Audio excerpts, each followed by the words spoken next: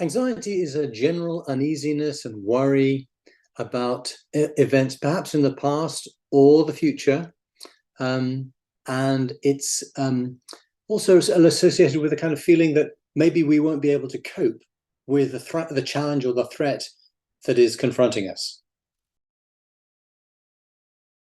So anxiety manifests in a sympathetic nervous system stimulation. So that makes the heart beat faster. There's more adrenaline circulating in the bloodstream, and you can feel your heart palpitate. It's called palpitations. You can feel a pumping heart, and also one can sweat a little bit, a more tendency to blush, and so forth.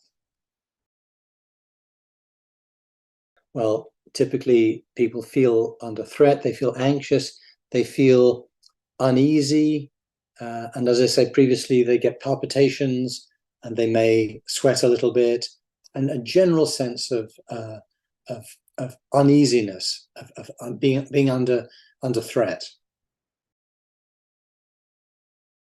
The background to anxiety is that it will have evolved to protect us in situations in which there will be a potential threat. So these physiological systems in which there's higher blood pressure, beating heart, enables us to get ready to fight or flight, to run or to fight. And this can be triggered by real threat or fears of something that may or may not be real. And it's normal and healthy to be frightened of things that are actually dangerous. But the correlation between fear and danger is very, very poor. So typically, certainly in the West, people are fearing stuff which is unlikely to genuinely threaten them. But anxiety levels remain pretty high. There was a famous psychiatrist called Isaac Marks who once wrote, "There's no evidence that any treatment for any anxiety disorder has ever worked if it doesn't involve exposure to the feared entity." So for all the range of anxiety disorders that exist, which would include generalized anxiety disorder, panic disorder, social anxiety is very, very common. In all these things, graded exposure is the way to treat them.